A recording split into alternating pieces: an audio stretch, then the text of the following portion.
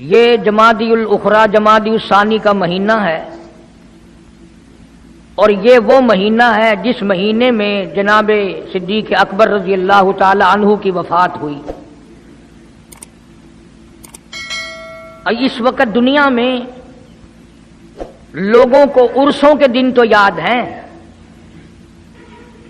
کہ فلاں دن فلاں بزرگ کا عرس لگے گا، فلاں دن فلاں کا میلہ لگے گا۔ کسی کو یہ معلوم بھی ہے کہ سرکار مدینہ کا سب سے پہلا امتی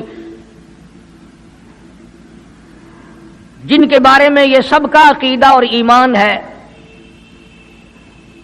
افضل البشر بعد الانبیاء بالتحقیق، انبیاء کے بعد ساری امت سے سب سے زیادہ مرتبہ اور شان ہے جناب ابو بکر صدیق رضی اللہ تعالی عنہ کی۔ اور وہ سرکار کو اتنا پیارا ہے، قسم کھا کے کہتا ہوں آج بھی سینے سے لگا رکھا ہے۔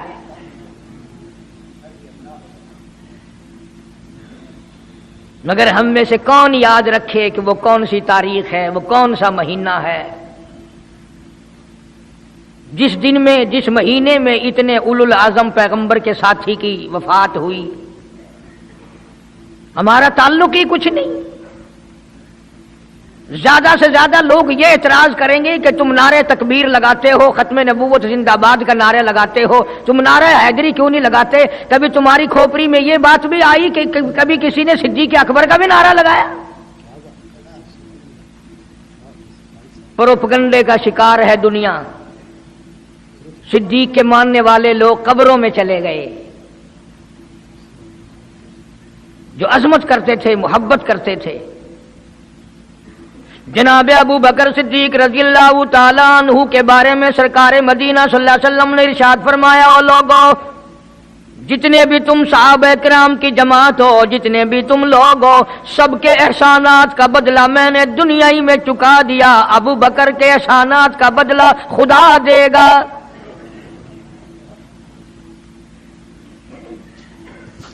اتنا بڑا عظیم انسان ہے جس کو کالی کملی والے نے صدیق کا لقب دیا، عتیق کا لقب دیا،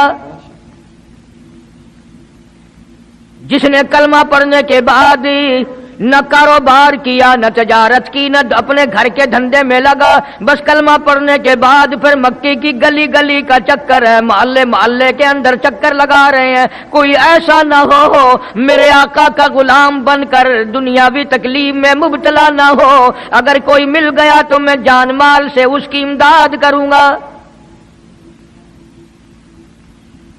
سرکار مدینہ صلی اللہ تعالی علیہ وسلم کا پہلا ساتھی، پہلا غمگسار ایسا ملا جو گلی گلی میں چکر لگاتا پھرتا ہے۔ جناب ابو بکر رضی اللہ تعالیٰ عنہ فرماتے ہیں، میں ایک محلے میں جا نکلا اور میں نے جا کے دیکھا کافروں نے ایک دیگ پانی کی بھری ہوئی ہے اور ایک 70 سالہ بوڑھی مائی کو اس میں غوطہ دیا ہوا ہے، سر پہ ہاتھ رکھ کر ڈبایا ہوا ہے۔ اپنی اولاد کے لیے تم بھی پھرو گے، میں بھی پھروں گا۔ سارا جہان اپنی اولاد کی روٹی کے لیے انتظام کرے گا، کپڑے کا انتظام کرے گا، مکان دکان کا انتظام کرے گا۔ واہ ابو بکر تیرا کیا کہنا، ساری دولت کالی کملی والے کی عظمت پہ لٹا دی۔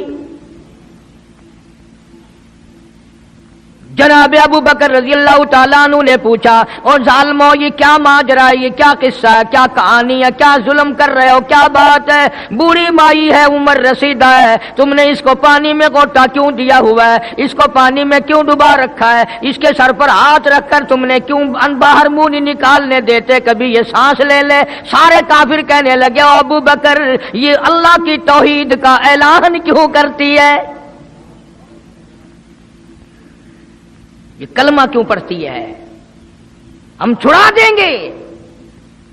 جناب ابو بکر رضی اللہ تعالیٰ عنہ فرماتے ہیں، میں کھڑا رہا، دیکھتا رہا، میرا خیال ہوا ڈوب گئی ہوگی، ختم ہو گئی ہوگی، اتنا لمبا تو آدمی کا سانس ہو ہی نہیں سکتا، یہ اتنی دیر تک پانی میں سانس کیسے روک کے رکھے گی، میری تسلی ہو گئی۔ لیکن صدیق اکبر فرماتے ہیں، میں حیران ہو گیا، ظالموں نے ہاتھ ہٹایا، سیدہ نادیہ رضی اللہ تعالیٰ عنہا نے باہر منہ نکالا اور کہنے لگی، اللہ احد، او مکے والوں، او بتوں کے پجاریوں، طرح طرح کے لوگوں کو مشکل کشا ماننے والوں، حاجت روا ماننے والوں، لوگوں کے سامنے جھک کر قبروں سے بیٹے مانگنے والوں، اپنی مرادوں کو پورا کرنے کا مطالبہ کرنے والوں، تم جو چاہو کر سکتے ہو، میں اب بھی خدا کو ایک مانتی ہوں۔ فرماتے ہیں میرے دیکھتے دیکھتے بڑھیا کو چھوڑ دیا، بیٹی کو پکڑ لیا، جوان بیٹی تھی، اس نے بھی کلمہ پڑھا تھا۔ میں اسی لیے ہر وقت یہ کہا کرتا ہوں کہ تمہیں کلمے کی کیا قدر ہو۔ سونے کا ایک زیور گھر سے گم جائے، 2 دن روٹی نہیں پکتی گھر میں، نقصان ہو گیا، سونا چلا گیا گھر سے۔ عورتیں بھی ہاں ہاں کرتی پھرتی ہیں، مرد بھی افسوس کرتے پھرتے ہیں، اور ایک گھر میں کلمہ نہیں، کسی کو افسوس نہیں۔ دین گھر سے نکل گیا، قرآن گھر سے نکل گیا، الفت محبت گھر سے نکل گئی، تباہی پھر گئی ساری دنیا کی۔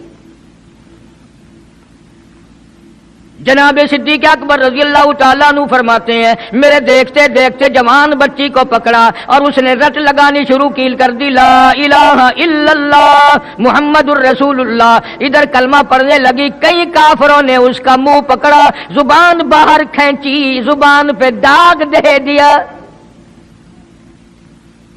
گرم گرم لوہے سے زبان کو داغ دے دیا۔ جناب ابو بکر رضی اللہ تعالیٰ عنہ فرماتے ہیں میں دیکھتا رہا، جب ظالموں نے لوہا گرم ہٹایا، اس بچی کے منہ سے پھر یہی لفظ نکلا، اللہ احد، اللہ ایک ہے۔ وہ اپنی ذات میں صفات میں یکتا ہے، وہ کسی کا محتاج نہیں، کسی کو اپنی ذات میں صفات میں اس نے شریک نہیں بنایا۔ یہ جو تمہیں کہتے ہیں نا، اور جی یہ بھی تو اللہ نہیں بنائے ہیں، اور بنائے ہیں تو بندے بنائے ہیں نا، خدا تو نہیں بنائے۔ کلندر بنائے، بزرگ بنائے، فقیر بنائے، پیر بنائے، اور بنائے تو اس نہیں ہے نا۔ جب اسی نے بنائے ہیں اور جب وہ چاہتا ہے تو پھر ان کو موت بھیج دیتا ہے۔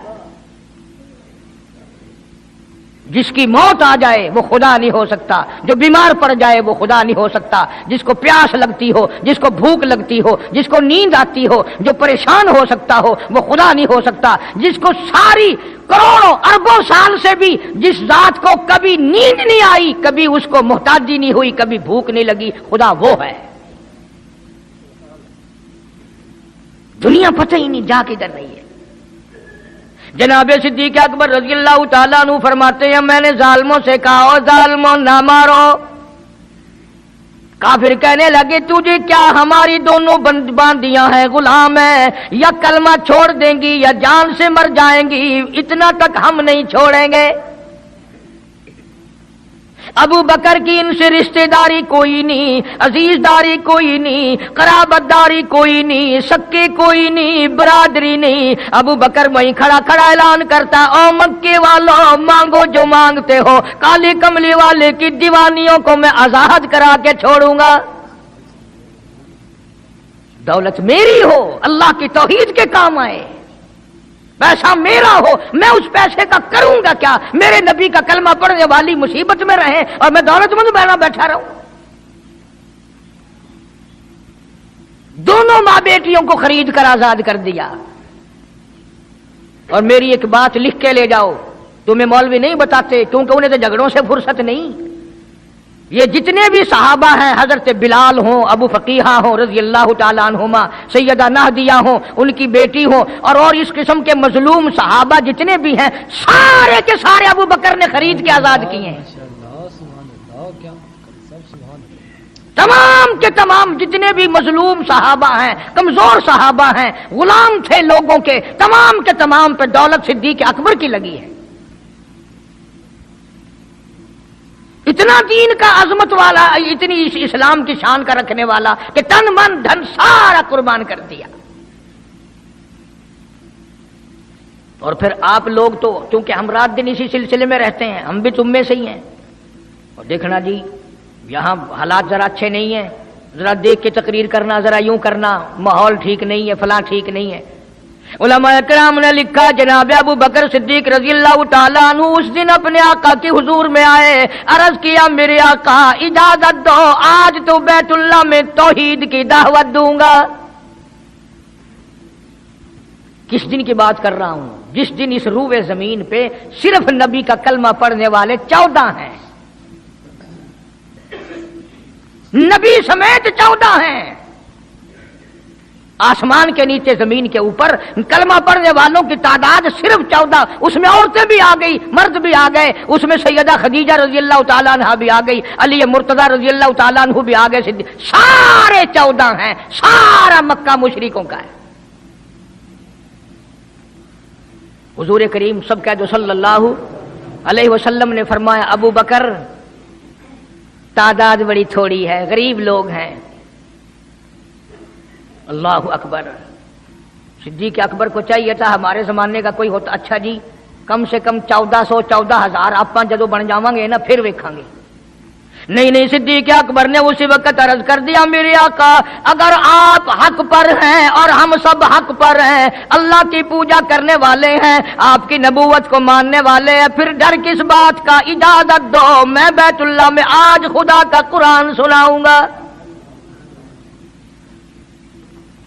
وہ کتنا دلیر ہوگا، وہ کتنا بہادر جوان ہوگا، یوں ہی تو نہیں۔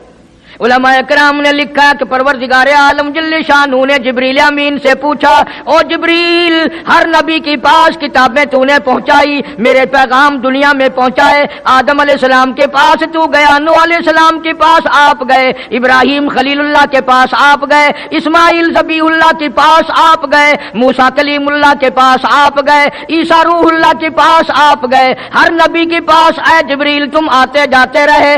آج میں خدا ایک بات پوچھتا ہوں، تیری بھی کوئی حسرت ہے، تیری بھی کوئی تمنا ہے، تیری بھی کوئی آرزو ہے، تیرے دل کی بھی کوئی انگڑائی ہے، تیری بھی کوئی کائنات میں پسند ہے؟ عرض کرتا الہ العالمین کیوں نہیں، میری بھی ایک پسند ہے۔ پوچھا کیا؟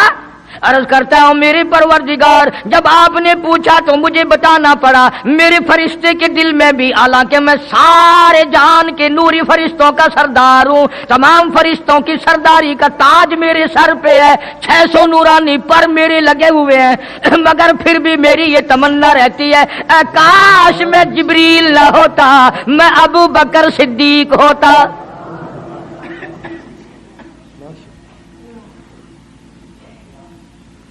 کیا بات ہے! مالک کائنات نے جب نبوت سب سے نرالی دی، قرآن جیسی کتاب آسمانی نرالی دی، تو یار بھی تو چن چن کے دیے نا۔ اسی لیے میں کہا کرتا ہوں کہ ہمارے نبی کے یار بھی نرالے، میرے نبی کے رشتہ دار بھی نرالے، میرے نبی کی بات بھی نرالی، میرے نبی کی جماعت بھی نرالی۔ کون مقابلہ کرے صلی اللہ علیہ وسلم؟ اجازت مل گئی۔ توجہ رکھنا، صدیق اکبر رضی اللہ تعالیٰ عنہ نے جب اجازت مانگی تو یہ نہیں کہ اجازت دے دی چلے جاؤ میں دعا کروں گا، یہ بات نہیں۔ صدیق اکبر کو اجازت دی، جب ابو بکر صدیق رضی اللہ تعالیٰ عنہ اٹھ کے چلے اللہ کی توحید کا اعلان کرنے کے لیے، قرآن سنانے کے لیے، سرکار بھی خود تشریف لے گئے صلی اللہ علیہ وسلم۔ اندازہ لگاؤ اس جلسے کا کیا شان ہوگا، اس کی کیا عظمت ہوگی کہ تقریر کرنے والا صدیق ہے، صدارت پہ امام الانبیاء ہے صلی اللہ علیہ وسلم۔ یہی لکھا علماء کرام نے، قام ابو بکر، کھڑے ہو گئے ابو بکر، ہوا جالس، نبی کریم صلی اللہ علیہ وسلم کے بارے میں لکھا آپ بیٹھ گئے۔ اور پھر ابو بکر صدیق رضی اللہ تعالیٰ عنہ نے اللہ کا قرآن سنایا بیت اللہ میں، خانہ کعبہ میں۔ پھر یہ نہیں کہ کسی نے نعرے لگائے ہوں، مرحبا کہا ہو، پھولوں کے ہار ڈالے ہوں، مٹھائی تقسیم کی ہو۔ سرکار مدینہ صلی اللہ تعالی علیہ وسلم کے سامنے صدیق اکبر کو لوگوں نے اتنا مارا بے ہوش کر دیا۔ حالانکہ ابو بکر نے قرآن پڑھا، وقال رجل مؤمن من آل فرعون یکتم ایمانہ اتقتلون رجلا، کیا تم اس کو قتل کرنے کا ارادہ رکھتے ہو؟ ان یقول ربی اللہ، جو اتنی بات کہتا ہے میرا رب اللہ ہے، مشکل کشا اللہ ہے، حاجت روا اللہ ہے، میری حاجات کو جاننے والا بھی اللہ، ان کو پورا کرنے والا بھی اللہ، بیماری دینے والا بھی خدا، دور کرنے والا بھی خدا۔ ان یقول ربی اللہ،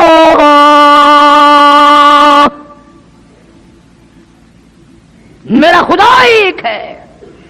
مکے والوں میرے آقا کا قصور بتاؤ، جرم بتاؤ، گناہ بتاؤ، تمہارا کیا نقصان کیا ہے؟ تم کیوں میرے آقا کے دشمن بن گئے ہو؟ صرف ایک موڑ پہ نہیں، ہر موڑ پہ صدیق اکبر رضی اللہ تعالیٰ عنہ نے جان مال کی بازی لگائی۔ جزاک اللہ، ماشاءاللہ، سبحان اللہ۔ جناب عائشہ صدیقہ رضی اللہ تعالیٰ عنہا اور حضور کریم صلی اللہ علیہ وسلم رات کے وقت اپنے آنگن میں کھڑے ہیں، اپنے صحن میں کھڑے ہیں۔ عائشہ صدیقہ تو تمہیں نظر آتی ہے، تم نے عائشہ صدیقہ کا شوہر نہیں دیکھا؟ امام الانبیاء ہے صلی اللہ علیہ وسلم۔ سرکار نے یوں آسمان کی طرف دیکھا، حضرت عائشہ رضی اللہ تعالی عنہا نے عرض کر دیا میرے آقا کسی کی نیکیاں اتنی بھی ہیں جتنے آسمان پہ ستارے؟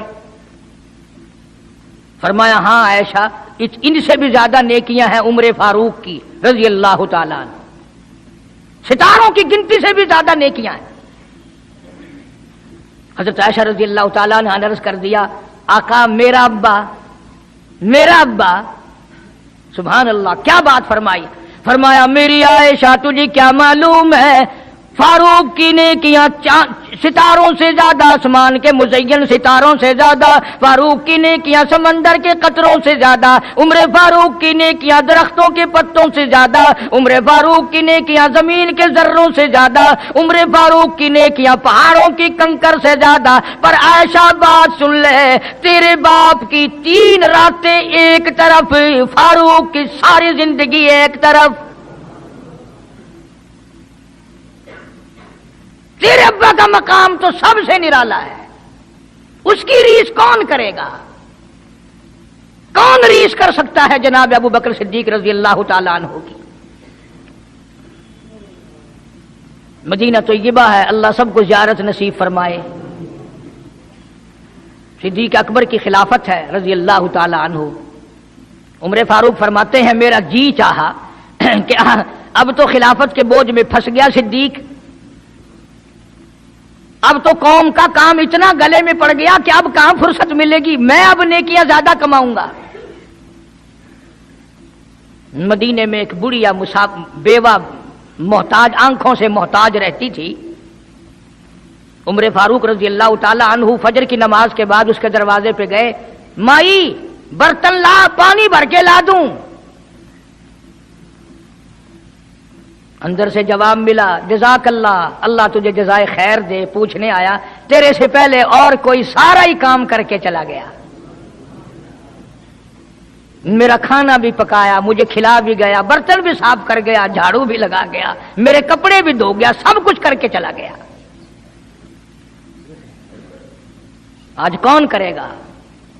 دل تو تمہارا بھی کرتا ہے کہ فاروق والی نیکیاں کچھ ہم بھی لے لیں، صدیق والی عظمت کچھ ہمیں بھی مل جائے، پر پہلے منہ تو بناؤ، وہ شکل تو پیدا کرو، وہ عظمت تو پیدا کرو جو انہوں نے کی تھی۔ کون ہے تم میں سے آج جو کسی محتاج کے دروازے پہ جا کے پوچھتا ہو میرے لائق کوئی کام ہو تو بتاؤ بھائی، میں بغیر پیسوں کے کر دوں گا؟ اگر کوئی بیمار بھی پڑ جائے، اچانک بیمار ہو جائے، تو اس کا ہی کوئی لواحق، گھر کا آدمی کوئی دوڑے تو دوڑے، برابر میں سے مجال ہے کوئی اسپتال تک لے جانے میں، ڈاکٹر کو لانے میں، کون امداد کرے؟ اور اس کا نتیجہ سامنے ہے، جب میں کسی کی نہیں کرتا تو میری کون کرے؟ کوئی بھی نہیں۔ آج تو جنازے بھی اس طرح گزرتے ہیں جیسے ہندوؤں کی ارتھیاں نہیں گزرتی تھی، 2 4 آدمی لے کے جاتے تھے۔ کون آئے جنازے پہ؟ تم کسی کے جنازے پہ جاؤ تو تمہارے یہاں کوئی آئے؟ اور جو بھی آتا ہے وہ اللہ کی رضا کے لیے نہیں. بخاری شریف میں روایت ہے من اتبع الجنازہ ایمانا و احتسابا غفر له ما تقدم من ذنبی او کما قال النبی صلی اللہ تعالی علیہ وسلم. ارشاد فرمایا جو آدمی اللہ کی رضا کے لیے کسی کا جنازہ پڑھے، ایمان یقین کے ساتھ جنازہ پڑھے، ثواب کی نیت سے پڑھے، وسیب کی نیت نہ ہو، برادری کی نیت نہ ہو، خاندانی لحاظ نہ ہو، قرابت داری کا کوئی لحاظ نہ ہو، کوئی دیکھے یا نہیں دیکھے، کوئی آئے یا نہ آئے، کوئی پوچھے یا نہ پوچھے، صرف اللہ کی رضا کے لیے پڑھے. کالی کملی والے نے اعلان کر دیا میں ضامن ہوں غفر لہ ما تقدم من ذنبی، اس کے پچھلے سارے گناہ معاف کر دیے گئے.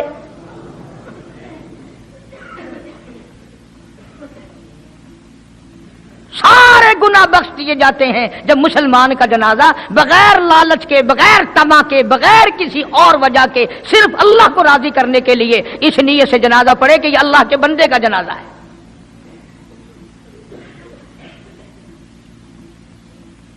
تو فاروق اعظم رضی اللہ تعالیٰ عنہ سوچتے ہیں کہ یارو میرے سے پہلے کون آ گیا، بڑھیا کا سارا کام جو کر کے گیا وہ کس وقت آیا ہوگا، کھانا بھی پکایا کھلایا، برتن صاف کرے.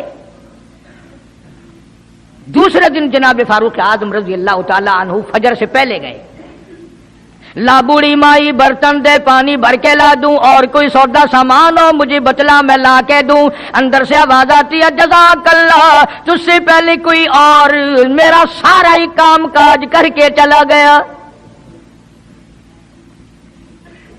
انہوں نے کہا کون ہوگا؟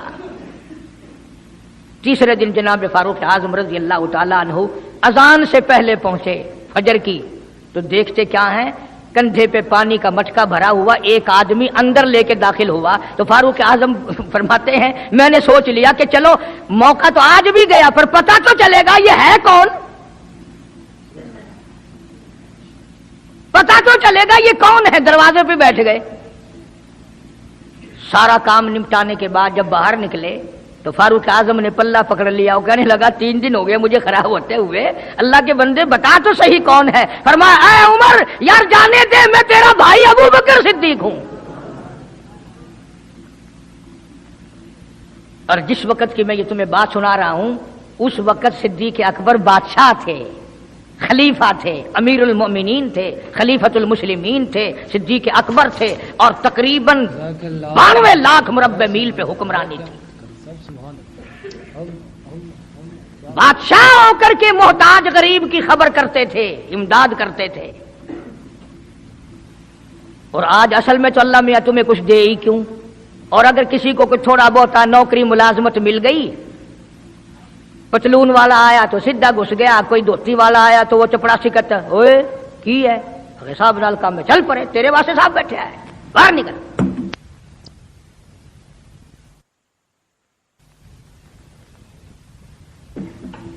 غریب آدمی دیکھ کر سپاہی بھی، چپڑاسی بھی، چرپھاسی بھی سارے پیچھے پڑ جاتے ہیں.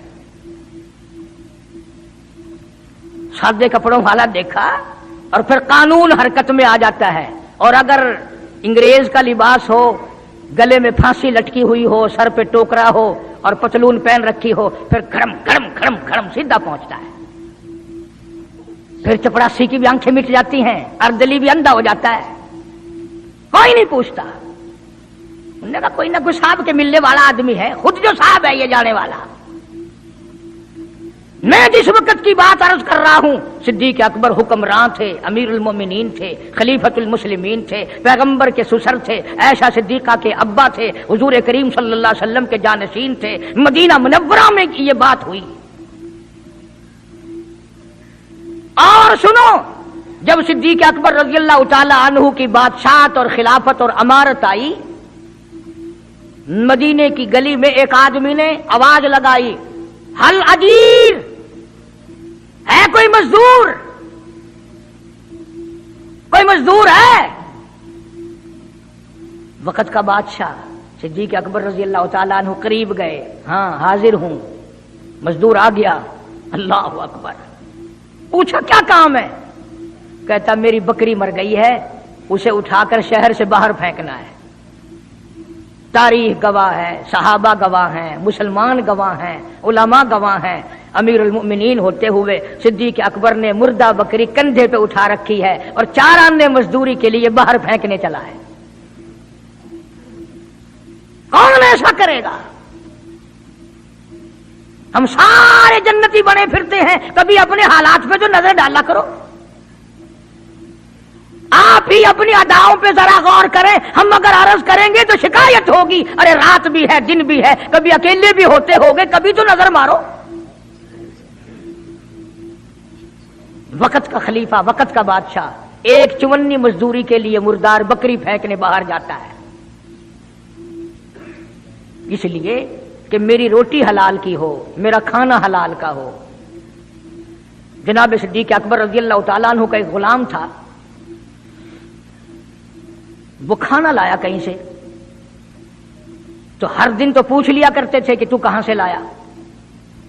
3 دن کی بھوک نے اتنا بےتاب کر دیا تھا، اتنا تنگ کر دیا تھا کہ وہ کھانا لایا، 2 لقمے کھا لیے اور پھر پوچھا کہاں سے لایا تھا بھائی، کیسے کمایا تھا. جزاک اللہ ماشاءاللہ. وہ کہنے لگا مجھے ایک دم آتا ہے، میں کسی کو بچھو لڑ گیا تھا، میں نے وہ دم کیا تھا، ایک قوم ہے اسے خیر آ گئی تھی. اب میں وہاں سے جو گزرا، ان کے یہاں کوئی شادی تھی، تو انہوں نے مجھے بلایا، کھانا بھی کھلایا اور یہ ساتھ بھی دے دیا.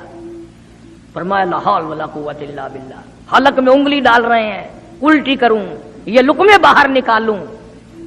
کسی نے کہا کہ اگر الٹی کرنی، بلا 3 دن کے فاقے میں 2 لقمے اندر گئے، الٹی کیسے آئے؟ کسی نے مشورہ دیا کہ 2-3 پانی کے پیالے پیو، پھر انگلی مارو، پھر حلق میں سے نکلیں گے. چنانچہ کئی پیالے پی کر الٹی کی، انگلی مار مار کے، جب تک وہ لقمے نکال نہیں دیے صدیق کو چین نہ آئے. آج ہمارا پیٹ جو ہے وہ اتنا بڑا حمام ہے کہ اس میں حرام حلال، اپنوں کا پرایوں کا حق مال کتنے ہی ڈال دو، خدا کی قسم وہ ڈکار ہی نہیں مارتا. جناب ابو بکر رضی اللہ تعالیٰ عنہ کی قیادت میں، آپ کی خلافت میں اور آپ کی زندگی کے حالات علماء کرام نے لکھے ہیں، کتابیں بھری پڑی ہیں. ادھر قرآن کہتا ہے وَسَيُجَنَّبُهَا الْأَتْقَى الَّذِي يُؤْتِي مَالَهُ يَتَزَكَّى. وہ جوان اتنا تقوی والا، اتنی پرہیزگاری والا، اتنی محبت کرنے والا، جنگ تبوک کے موقع پر حضرت صلی اللہ تعالی علیہ وسلم نے اعلان فرمایا جنگ بڑا اوکھا ہے، بڑی مشکل ہے، بڑا دور کا سفر ہے، جس کے پاس جو کچھ ہو سکتا ہے وہ میں کالی کملی والے کے لشکر کا انتظام کرنے کے لیے سارے جا کے لے آؤ. فاروق اعظم رضی اللہ تعالیٰ عنہ فرماتے ہیں اس دن بھی میرے دل میں آئی کہ آج جیتوں گا صدیق اکبر سے.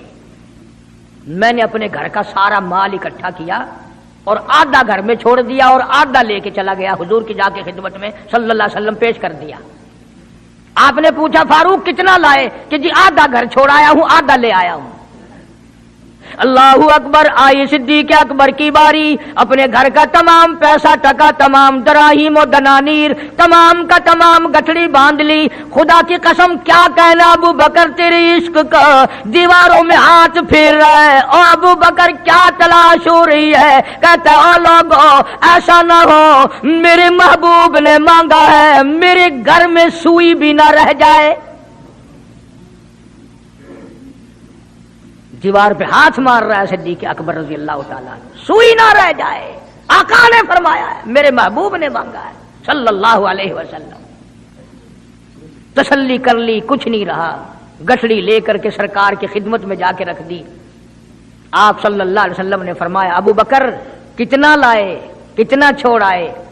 صدیق اکبر کہتا ہے کہ بلبل کو پھول بس پروانے کو چراغ، بلبل کو پھول بس پروانے کو چراغ، بلبل کو پھول بس صدیق کے لیے خدا کا رسول بس. کالی کملی والے میں اپنے گھر کی سوئی بھی لے کے آیا ہوں، ایسا نہ ہو میرا اللہ یہ نہ دیکھ لے کالی کملی والے نے مانگا اور ابو بکر نے بچا کے رکھ لیا. سارا لے آیا ہوں، جو کچھ تھا تمام کا تمام کنج کے لے آیا ہوں. انہوں نے کہا بچوں کے لیے کہ بچوں کا خدا وارث ہے، بچے میرے تھوڑے ہیں، خدا نے دیے ہیں، خود سنبھالے گا. میں نے اپنی محبت کو نبھانا ہے. جس جوان نے اس طریقے سے عظمت نبھائی ہو، کون ان کو الگ کر سکتا ہے؟ کون ہٹا سکتا ہے؟ پھر مکے کی گلی کا چکر لگایا. ابتدا اسلام میں ہی جناب بلال حبشی رضی اللہ تعالی عنہ کو دیکھا، کمر کے نیچے دہکتے ہوئے کولے اور شولے، سینے کے اوپر پتھر کی چٹان ہے. جناب صدیق اکبر رضی اللہ تعالیٰ عنہ فرماتے ہیں میری آنکھ نے دیکھا بلال کے سینے پہ پتھر ہے، کمر کے نیچے شولے ہیں. امیہ ابن خلف نے حضرت بلال کی گردن پہ پاؤں رکھ کر سارا وزن دے دیا. حضرت بلال رضی اللہ تعالیٰ عنہ کی زبان باہر نکل آئی، اتنی لمبی زبان باہر لٹک گئی. صدیق اکبر نے امیہ ابن خلف سے کہا ظالم ایک طرف ہٹ، میں بلال سے کوئی بات کرتا ہوں. اللہ غنی، تھا تو غریب، تھا تو چھوٹے قد والا، تھا تو کالے رنگ والا، پر اللہ اور اس کے رسول کے دربار میں کتنی بڑی عظمت ہے. صدیق اکبر قریب ہوئے، وہ فرمانے لگے بلال تو بھی بولا ہے، اتنی بڑی مار کھا رہا ہے، تجھے مار پڑ رہی ہے، تیری عقل نہیں کام کرتی. انہوں نے کہا کیوں؟ کہ حالات ٹھیک ہو جائیں گے نا. پھر زور زور سے اللہ کی توحید کا اعلان کرنا، دل دل میں خدا کو یاد کر لیا کر، کتنی مار پڑ رہی ہے تجھے، اور میری آنکھ نے دیکھا، میں برداشت نہیں کر سکا، تجھے مار پڑ رہی ہے تو ہٹتا نہیں. اللہ غنی. یوں لکھا ہے کتابوں میں حضرت بلال رضی اللہ تعالی عنہ کی آنکھوں میں آنسو آ گئے. وہ فرمانے لگے ابو بکر کوئی اور اگر یہ بات کہتا تو کوئی بات نہ تھی، تو نے نہ کہنی تھی، تمہیں یہ بات نہیں کہنی چاہیے. انہوں نے کہا کیوں؟ انہوں نے کہا ابو بکر میں تجھے کیا بتلاؤں، جب یہ مجھے مارتے ہیں میرے سینے پہ پتھر رکھتے ہیں، میرے گلے پہ پیر رکھ کر وزن ڈالتے ہیں، جب میری جان نکلنے کو ہوتی ہے مجھے آسمان سے رب العالمین کی طرف سے آواز آتی ہے او میرے بلال تیرا کیا حال ہے. جب وہ آواز آتی ہے اور مجھے اپنے رب کا دیدار ملتا ہے، میں زور سے کہنے پہ مجبور ہو جاتا ہوں. چوٹ تو مجھے بھی لگتی ہے نا، تکلیف تو مجھے ہو رہی، تجھے کیا پتا. رگ رگ میں کانٹے چبھوتے ہیں، رات دن مارتے ہیں، پر جب زیادہ مجھے تکلیف ہوتی ہے میرا خدا مجھے پوچھتا ہے اور یوں اعلان ہوتا ہے اور میرے بلال تیرا حال کیا ہے. جناب صدیق اکبر رضی اللہ تعالیٰ عنہ فرماتے ہیں امیہ ابن خلف جس کے حضرت بلال غلام تھے اس کو کہا کہ خدا کے بندے نہ ظلم کر، بیچ لے میں خریدتا ہوں، تیرا غلام ہے نا، بیچ لے میں خریدتا ہوں، مانگ کیا مانگتا ہے. امیہ ابن خلف نے دستور سے بھی کوئی گنا زیادہ پیسے مانگے. پتا تھا نا اللہ کے نام پہ لٹاتا پھرتا ہے. تمہارے یہاں اگر کوئی 2 دن لسی لینے آ جائے تو اتنا بڑا منہ ہو جاتا ہے پھول کر، ہاں ہر وقت گڈیاں لے کے کھلوتیاں نہیں. بڑے داتا ہو تم، مجال ہے ہمارے گھر سے ایک طالب علم روٹی کھا لے، کیا بگاڑو گے خدا کا اور خدا کے پیغمبر کا، اپنے ہم سب نقصان کرتے ہیں. خدا نے اعلان کر دیا کہ جو میرے دین پر خرچ نہیں کرتا، میرے قرآن پہ خرچ نہیں کرتا، مجھے اپنی کبریائی کی قسم میں بھی پھر افسروں کو کھلواؤں گا، ڈاکٹروں کو کھلواؤں گا، اس گھر سے کنجریوں کو کھلواؤں گا. بے تحاشا پیسے مانگے امیہ ابن خلف نے. صدیق اکبر رضی اللہ تعالیٰ عنہ نے فرمایا بے شک سودا ہو گیا، میں نے بلال کو خرید لیا. امیہ ابن خلف کہنے لگا ابو بکر ذرا بات سننا، توجہ کرنا، لکھ کے لے جانا دل کی تختی پہ. امیہ ابن خلف کافر کہنے لگا ابو بکر میں تو تجھے بڑا ہوشیار آدمی سمجھتا تھا، کاروباری ہے تو، وپاری ہے، دھندے والا ہے، سردار ہے قریش کا، پر آج پتا چلا تیرے اندر تو عقل بھی نہیں. انہوں نے کہا کیوں؟ کمال ہے تیرے والی، اتنی بڑی رقم منظور کر لی بلال کے بدلے. ارے یہ تو میرے لیے درد سر بنا ہوا تھا، اگر تو یوں ہی کہتا نا مجھے دے دے میں تیرے متھے مار دیتا مفت، میرے لیے تو بلا بنی ہوئی ہے یہ، تو نے اتنی بڑی رقم دینی منظور کر لی. یوں لکھا کتابوں میں کہ جناب صدیق اکبر سب کہہ جو رضی اللہ تعالیٰ عنہ فرمانے لگے کہ میں بھی تجھے قریش کا سردار سمجھتا تھا، مکے کا چودھری مانتا تھا، پر آج پتا چلا تو تو بالکل ہی گدھا ہے۔ انہوں نے کہا کیوں؟ ہائے کیا بات کہی صدیق اکبر نے، یوں فرمایا ارے ہو بلال اور قیمت یہ ہو جو تو نے مانگی، بلال کی قیمت تو نے یہ مانگی، آج تو اگر میری جان مانگتا، گھر بار مانگتا، میں کلہم اپنا سرمایہ بیچ کر بلال کو خرید کے چھوڑتا۔ گدھے تجھے کیا پتا ہے بلال کون ہے رضی اللہ تعالیٰ عنہ۔ تو ابو بکر کی دولت یوں کام آئی۔ میں عرض کر رہا تھا کہ آج ہم لوگوں کو نماز کی چھڑی توفیق نہیں، مال تو کیا خرچ کریں گے، عبادت تو ہم سے کیا ہوگی، تہجد تو کیا ہوگی، نماز کی توفیق نہیں۔ ارشاد فرمایا مدنی کریم صلی اللہ تعالی علیہ وسلم نے ابو بکر تمام کا تمام صحابہ کرام کا سردار ہے۔ 17 دفعہ سرکار نے اپنی زندگی میں مصلی پہ کھڑا کیا، 17 دفعہ۔ کتنی بڑی شان ہوگی، کتنی بڑی عظمت ہوگی۔ اور پھر صدیق کا دروازہ وہ دروازہ ہے جہاں سرکار دلہا بن کر آئے، دلہا بن کر آئے۔ اور صدیق کو کچھ نہ کہو، صدیق کا دلہا ناراض ہو جائے گا، صدیق کا داماد ناراض ہو جائے گا۔ اس لیے قرآن کریم نے اعلان کر دیا ان المصدقین والمصدقات، اور لوگو میرے نبی کا صدیق تصدیق کرنے والا عتیق جہنم سے آزاد ہے۔ وما لأحد عنده من نعمت تجزا، یہ وہ ہے جو مال کی پرواہ نہیں کرتا، ہر نعمت کو میرے نام پہ لٹا دیتا ہے۔ الا ابتغاء وجہ ربہ الاعلی، میری رضا ڈھونڈتا ہے، مجھے خوش کرنے کے لیے سب کچھ قربان کرنے کو تیار ہے۔ اور میری ایک آخری بات سن لو، سارے قرآن کی باتیں ایک طرف، حدیثوں کی باتیں ایک طرف، تاریخ کی باتیں ایک طرف، اور آنکھوں کا مشاہدہ ایک طرف۔ چلے جاؤ مدینے میں، جا کے کالی کملی والے سے خود پوچھو آقا یہ تیرے دائیں طرف بغل میں کون سویا ہوا ہے، خود ہی پتہ چل جائے گا کہ کالی کملی والے کو کتنا پیار ہے، کتنی محبت ہے، کتنی عظمت ہے صدیق اکبر رضی اللہ تعالیٰ عنہ کی۔ یوں آتا ہے کتابوں میں، ایک پہاڑ پہ صدیق اکبر رضی اللہ تعالیٰ عنہ اور فاروق اعظم رضی اللہ تعالیٰ عنہ اور سرکار مدینہ صلی اللہ علیہ وسلم تینوں حضرات جمع ہیں، پہاڑ ہلنے لگ گیا، پہاڑ حرکت میں آیا۔ کالی کملی والے نے پہاڑ پر قدم مبارک رکھا، ٹھہر جا، تجھ پہ ایک نبی اور ایک صدیق اور ایک شہید موجود ہے۔ اور ایک طرف فاروق اعظم تھے رضی اللہ تعالیٰ عنہ، ایک طرف صدیق اکبر تھے رضی اللہ تعالیٰ عنہ، درمیان میں حضور کریم صلی اللہ علیہ وسلم کھڑے تھے۔ صحابہ نے دیکھا انگلیوں میں انگلی پکڑی ہوئی ہے، فرمایا ھاکذا نبعث یوم القیامہ او کما قال النبی صلی اللہ علیہ وسلم، آپ نے فرمایا قیامت میں ہم تینوں یوں ہی اٹھیں گے۔ خلافت کا دور ہے، امیر المؤمنین ہے، بادشاہ ہے صدیق اکبر رضی اللہ تعالیٰ عنہ۔ صحابہ کرام نے مل کر صدیق اکبر کا وظیفہ مقرر کیا، تنخواہ مقرر کی۔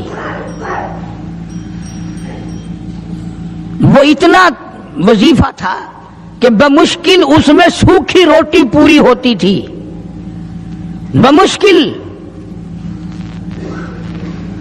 ایک دن ابو بکر صدیق کی گھر والی نے میٹھا ہریرا، میٹھا حلوہ بنا کر کے کھانے میں دے دیا، تو فوراً طلب کیا گھر والی کو، یہ چربی کہاں سے آئی، یہ گھی کہاں سے آیا، یہ میٹھا کہاں سے آیا؟ مطلب یہ کہ باوجود 22 لاکھ مربع میل کا حکمراں ہوتے ہوئے میرے گھر میں اتنی طاقت کہاں سے آئی کہ میٹھا پک جائے؟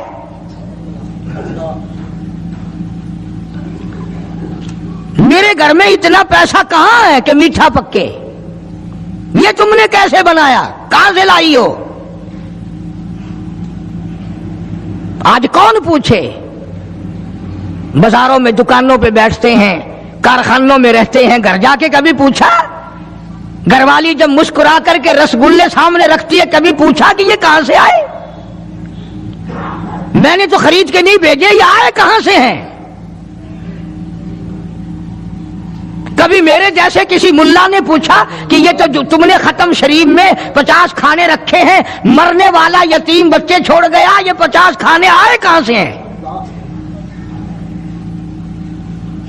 حالانکہ قرآن کہتا ہے ان الذین یأکلون اموال الیتامی ظلما انما یأکلون فی بطونہم نارا،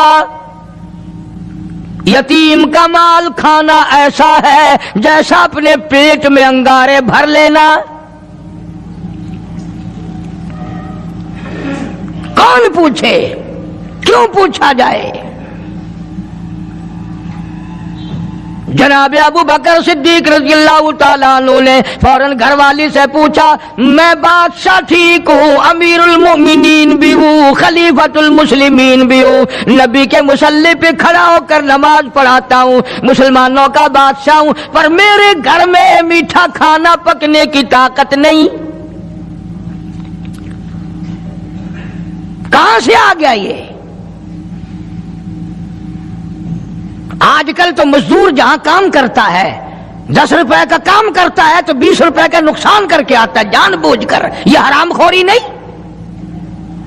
وہیں سے بچے پالنا، وہیں سے اپنا پیٹ پالنا اور وہیں مالک کا نقصان کرنا۔ پھر ساری دنیا کو شکایت ہے جی برکت نہیں رہی، رحمت نہیں رہی، سکون نہیں رہا، نئی نئی بیماریاں آ گئی۔ ارے جب پیٹ میں ہر وقت سور جائے گا تو حرام کے بیماریاں کیسے نہیں پیدا ہوں گی؟ کبھی اس کا حق پیٹ میں جا رہا ہے، کبھی اس کا حق گیا، کبھی اس کا مال گیا، کبھی یہ ہوا، سکون کیسے آئے گا؟ یہ نبی کا سسر صدیق اکبر، نبی کا پہلا خلیفہ، نبی کا جانشین، مسجد نبوی کا امام، گھر والی سے بادشاہ ہوتے ہوئے پوچھتا ہے میرے گھر میں میٹھا کھانا پکنے کے پیسے نہیں، طاقت نہیں، تو کہاں سے لائی؟ نے کہا حضرت بچے کئی دن سے کہتے تھے امی میٹھا تو کھانا پکا دے ایک دن، امی میں نے تھوڑا تھوڑی آٹے کی چٹکی روز بچائی، کئی دن میں نے آٹا بچایا، گزارا کیا، وہ آٹا بیچ کر تھوڑی سی چربی منگائی، تھوڑا سا میٹھا منگایا، بچوں کے لیے بنایا تھا، آپ کو بھی دے دیا۔ فرمایا کاغذ لاؤ، اسی وقت بیت المال کو لکھ بھیجا ابو بکر کے یہاں اس سے کم آٹے میں گزارا ہو سکتا ہے، اتنا آٹا کم کر دیا جائے۔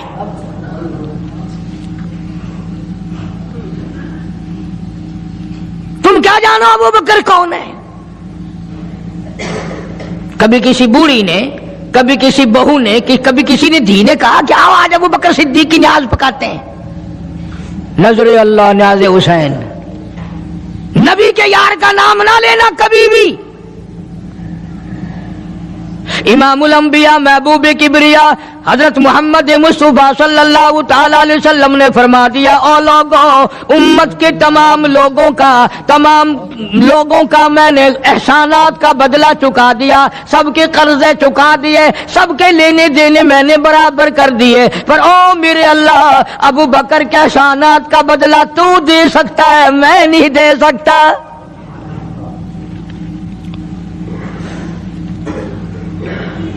سارا گھرانہ بڑا عجیب ہے، گھر کا گھر بڑا عجیب ہے۔ ہجرت فرما کر تشریف لے گئے نبی کریم سب کا صلی اللہ علیہ وسلم کی ذات اقدس کے ساتھ تشریف لے گئے۔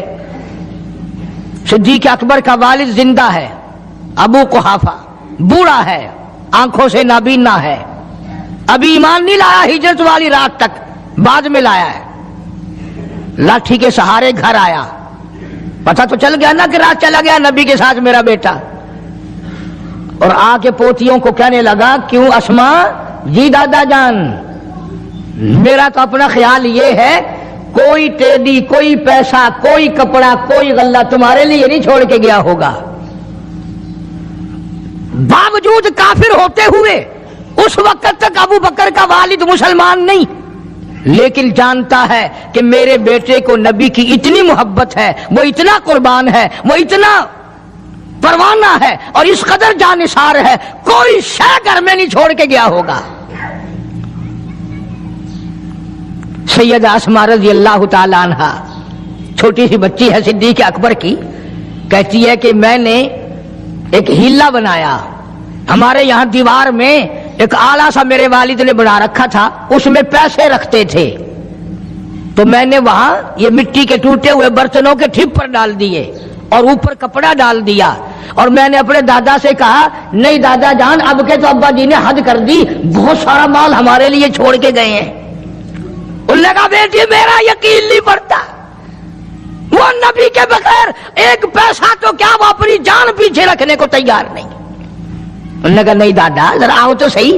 कहती हैं कि मैंने अपने दादा का यूं हाथ पकड़ के, दिखता तो था नहीं, उस कपड़े के ऊपर ऊपर फेर दिया कि देखिए ये आला है ना, ये ताक जाला कि सब भरा पड़ा है ये। कहने लगा अच्छा अच्छा अच्छा, बहुत अच्छा किया, तुम्हारा गुजारा हो जाएगा, मुझे बड़ा फिक्र था, मुझे बहुत परेशानी थी, अब मैं बेफिक्रा हो गया कि तुम्हारे लिए तुम्हारा अब्बा खाने पीने के लिए तो छोड़ गया। सैयदा आसमा कहती है हालांकि जिस वक्त मैंने ये कार्रवाई करके दिखाई हम 2 दिन के भूखे थे।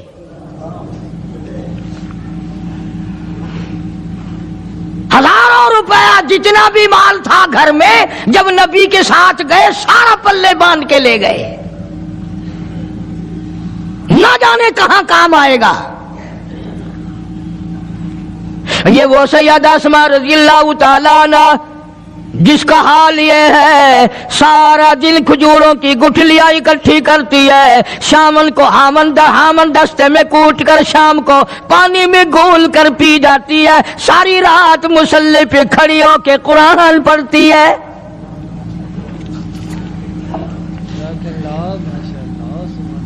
अजीब किस्म का घराना है सिद्दीक अकबर रज़ी अल्लाह ताला अन्हु का। गुर्बत नहीं थी, सारे का सारा कुर्बान करके गुर्बत बना दी। नहीं देखा आल को, नहीं देखा माल को, नहीं देखा अपनी जान को, सब कुछ कुर्बान कर दिया। इमामुल अंबिया महबूब किबरिया हजरत मोहम्मद मुस्तफा सल्लल्लाहु ताला अलैहि वसल्लम ने इस कदर रफाकत जोड़ी, इस कदर यारी बनाई कि कभी भी अलग नहीं हुए। आज तुम कुरान पढ़ते हो, कारी हनीफ कुरान पढ़ता है, क्या असर होगा किसी पे? जनाब अबू बकर सिद्दीक रज़ियल्लाहु ताला अन्हु मक्का मुकर्रमा में नमाज की नीयत बांध कर कुरान करीम की तिलावत करते हैं। उलमा ने लिखा है कि पहाड़ भी हिलने लग जाते थे, और काफरों ने नबी पाक सबके सल्लल्लाहु अलैहि वसल्लम से शिकायत की कि अपने अबू बकर को कहो ये रात को कुरान जोर से ना पढ़े, हमारे बीवी बच्चों पे असर होता है, हमारे बच्चे मुसलमान बनने के लिए तैयार हो जाते हैं, हमारी औरतें कुरान सुनकर कुफर छोड़कर मुसलमान बनने को तैयार हो जाती हैं। अबू बकर से कहो ये आहिस्ता कुरान पढ़ा करे। यानी उसकी जुबान में इस कदर तासीर थी और इस कदर अल्लाह तबारक व तआला ने खौफ रखा था, जो सिद्दीक की जुबान से कुरान सुनता था मुसलमान बनने के लिए तैयार हो जाता था। आज हम कुरान पढ़ें, हदीस पढ़ें, कुछ भी पढ़ें, असर नहीं होता। कैसे हो? हमारे यहाँ दिलों में जगह हो जभी तो बात बने। इसलिए कुरान करीम कहता कल्ला बल रान अला कुलूबिहिम मा कानू यक्सिबून। गुनाह करते करते, हराम खाते खाते इस कदर दिल काले हो गए, अब कुरान के लिए, दीन के लिए, ईमान के लिए गुंजाइश कोई नहीं, अंदर गुंजाइश खत्म हो गई, सारा दिल भर गया। फरमा कल्ला इन्नहुम अन रब्बिहिम यौमा इदिन लमहजूबून। हरगिज़ ऐसा नहीं, जो लोगों का ख्याल है, दीन इनके ख्यालात पे नहीं चल सकता। जनाब अबू बकर सिद्दीक रज़ियल्लाहु ताला अन्हु बीमार है, आखिरी वक्त करीब है। अल्लाह अल्लाह। सैयदा आयशा सिद्दीका रज़ियल्लाहु ताला अन्हा के हाथ में नया कपड़ा देखा, बेटी के हाथ में नया कपड़ा देखा। सिद्दीक अकबर रज़ियल्लाहु ताला अन्हु ने फरमाया बेटी ये कपड़ा कैसा है? अर्ज किया अब्बा जान کفن کے ارادے سے منگوا لیا ہے، نہ جانے کس وقت ضرورت پڑ جائے گی، مجھے خطرہ ہے، اندیشہ ہے، آپ کا آخری وقت ہے، میں نے کفن کے لیے کپڑا منگا لیا ہے۔ اللہ اکبر، ناراض ہوئے، فرمایا عائشہ وعدہ کرو مجھ پر نیا کفن نہیں ڈالو گی۔ عائشہ یہ کپڑا جو تو نے کفن کے لیے منگایا مدینے کی کسی بیوہ کو دے دینا، سر پہ ڈال کے پردہ کر لے گی۔ عائشہ کسی یتیم کو دے دینا، وہ اپنا کرتا بنا لے گا، وہ غریب اپنا ننگ ڈھک لے گا، مجھے نئے کفن کی کوئی ضرورت نہیں۔ اللہ کے یہاں کفن نہیں دیکھے جاتے، اس کے یہاں تو اعمال دیکھے جاتے ہیں۔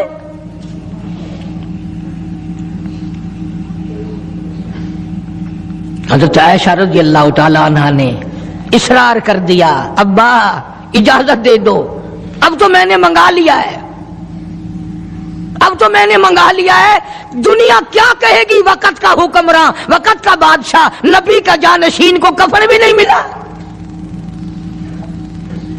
پھر دوسرا رخ اختیار کیا ہے صدیق اکبر سب کہہ دو رضی اللہ تعالی عنہ۔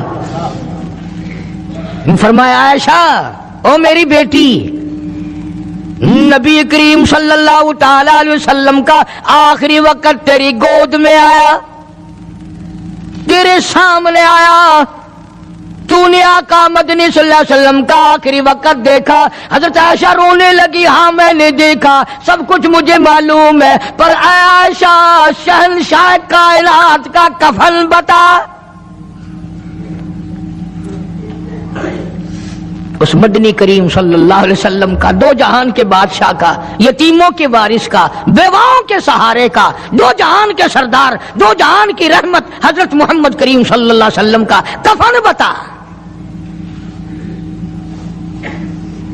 حضرت عائشہ رونے لگی، عرض کی ابا جان جن کپڑوں میں سرکار اس دنیا سے تشریف لے گئے ان کپڑوں میں 12 پیوند تھے، 12 ٹاکیاں تھی۔ فرمایا عائشہ پھر تیرا کیا خیال ہے، میرا محبوب ٹاکیوں میں گیا ہو میں نئے پہن کے جاؤں؟ جن کپڑوں میں میری وفات ہو یہی میرے کفن میں استعمال کرنا، یہی کپڑے مجھے کفن میں دے دینا جو میرے جسم پہ ہیں، اس لیے کہ جب میں اپنے آقا سے ملوں گا تو شرمندگی نہ ہو۔ اور آج ذہن یہ ہے کہ میت کے کپڑے کو ہاتھ بھی نہ لگانا، پہننا تو درکنار، ہاتھ لگانے کو تیار نہیں، گھر میں رکھنے کو تیار نہیں، یوں لکڑی سے اٹھا کر پرے پرے پھینکتے ہیں، آگ لگاتے ہیں، نہلانے والے کو دے دیتے ہیں، وہ بھی نہیں پہنتا، یوں ہی گلیوں میں نالیوں میں پھینک جاتا ہے۔ نہ تیرا باپ مرا، جب تجھے نفرت ہے کپڑوں سے، مردہ نوانے والے کا وہ ماما لگتا ہے، وہ کیوں پہنے؟ عرض کرنے کا مقصد یہ کہ ان حضرات کی زندگی تو دیکھو، اور وفات شریف سے پہلے 2.5 برس جو وظیفہ لیا، جو تنخواہ لی سرکاری خزانے سے، خیبر کی زمین بیچ کر صدیق اکبر رضی اللہ تعالیٰ عنہ نے 2.5 برس کی تنخواہ کا حساب کر کے وہ ساری تنخواہ جو لی تھی بیت المال میں واپس داخل کر کے پھر دنیا سے رخصت ہوئے۔ جو تنخواہ لی تھی 2-2.5 سال میں وہ ساری کی ساری واپس کر دی جناب ابو بکر صدیق رضی اللہ تعالیٰ عنہ نے، کہ میں مسلمانوں کا پیسہ کھا کے نہیں مرنا چاہتا، چاہے تنخواہ کے طور پر تھا، کل قیامت میں میرے لیے رکاوٹ نہ بن جائے۔ آج مجھے اور آپ کو تو یہ تلاش بھی نہیں کہ اپنا حلال کے پیسوں سے کفن تو بنا کے رکھ لیں۔ ایئر کنڈیشن کا ہر وقت ذکر ہے، گھر میں ہونا چاہیے، فریج ہونا چاہیے، پنکھے ہونے چاہیے، یہ ہونا چاہیے، کار ہونی چاہیے، موٹر ہونی چاہیے، یہ ہونا چاہیے، اور کبھی گھر میں یہ ذکر بھی ہوا کہ حلال کا کفن بھی ہونا چاہیے۔ وہ کدھر سے آئے گا؟ اس کے لیے کون انتظام کرے گا؟ کون ہم نے گھر میں پیدا کر رکھا ہے جو اس وقت یہ بات دیکھ کر کفن لائے گا؟ اس لیے قرآن کریم نے اعلان کر دیا، لوگوں اپنا سب کچھ پاک صاف بن کے دنیا سے جاؤ، اپنا بدن بھی پاک ہو، عمل بھی پاک ہو، پیٹ بھی پاک ہو، کفن بھی پاک ہو۔ ان ساری میں وہ بات کرتا ہوں جس سے نہ دیوبندی بچے، نہ بریلوی بچے، نہ شیعہ بچے، نہ سنی بچے۔ موت کا جھٹکا تو سب کو لگنا ہے نا، اور ایسا لگتا ہے لاکھوں برس تک منہ کڑوا رہتا ہے۔ جناب صدیق اکبر رضی اللہ تعالیٰ عنہ نے وہ تنخواہ جو لی تھی ساری زندگی میں، وہ بھی بیت المال میں واپس کر دی اور تمام کے تمام لوگوں کے حقوق چکا دیے۔ باقی جو بات رہی وہ سیدھی کمتر مرحوم کہتا ہے، اجا صدیق دا اسلام تے قرضہ بقایا ہے، اجا صدیق دا اسلام تے قرضہ بقایا ہے، جتا جس دے ہاتھوں اس آخری ضامن دسایا ہے، وصولی دا نہ چنتا نہ لکھوایا صحابہ نے، مدنی کریم صلی اللہ تعالی علیہ وسلم کے جانثار، نبی کا یار، نبی کا وفادار، ہر وقت کا ساتھی، اسی غم میں رہتا ہے۔ اور وصیت کی کہ مجھے غسل دینا، میرے انہی کپڑوں میں دفن کرنا، اور فرمایا میرا جنازہ اٹھا کر حجرے مبارک کے سامنے لے جانا، حجرے عائشہ کے سامنے لے جانا، توجہ کرنا، نیند نہ کرو۔ اور یوں فرمایا نبی پاک صلی اللہ علیہ وسلم کی جہاں قبر شریف ہے، حضور کا حجرہ ہے، روضہ ہے، دروازے پہ کھڑے ہو کر آواز لگانا، کالی کملی والے صدیق آ گیا ہے۔ فرمایا اگر اجازت ہو تو اندر دفن کرنا، اور اگر اجازت نہ ہو تو جنت البقیع میں لے جانا۔ علماء کہتے ہیں کہ جب میت کو جا کر کے روضہ اقدس صلی اللہ علیہ وسلم کے سامنے رکھا اور آواز لگائی تو دروازہ خود بخود کھل گیا، اور آواز آئی دیر نہ کرو، محبوب کو محبوب سے ملا دو۔ کیا شان ہے ان لوگوں کی، کیا عظمت ہے ان لوگوں کی، ساری زندگی اس محبت میں، عظمت میں، اکرام میں گزاری جو اس کائنات میں کوئی اس قدر اکرام کر نہیں سکتا۔ اللہ کیا بات ہے قاری صاحب کی، سبحان اللہ، ماشاءاللہ۔ دوستو یہ ہے حضرت علامہ مولانا قاری محمد حنیف ملتانی صاحب، ان کی آواز آپ نے سنی ہے، کتنی خوبصورت اور کتنی دلکش آواز اور زبردست انداز تھا، زبردست آواز تھی۔ اللہ تعالیٰ قاری حنیف ملتانی صاحب کا پیغام پر ہمیں عمل کرنے کی توفیق عطا فرمائے اور ہمیں سب دوستوں تک پہنچانے کی توفیق عطا فرمائے۔ دوستو اگر آپ قاری صاحب کو لائک کرتے ہیں اور قاری صاحب کو پسند کرتے ہیں تو ہمارے چینل محمد صلی اللہ علیہ وسلم کو سبسکرائب کر دیں، اور اس ویڈیو کو اپنے دوستوں کے ساتھ شیئر کیجیے گا تاکہ سب دوستوں تک یہ ویڈیو پہنچ جائے، اور ہم آپ کے لیے اس چینل پر لاتے رہیں گے ڈیلی قاری صاحب کے بیانات، تو ضرور سبسکرائب کر دیں، سپورٹ کر دیں۔ ملتے ہیں نیکسٹ ویڈیو میں، نیکسٹ بیان میں، تب تک اللہ حافظ۔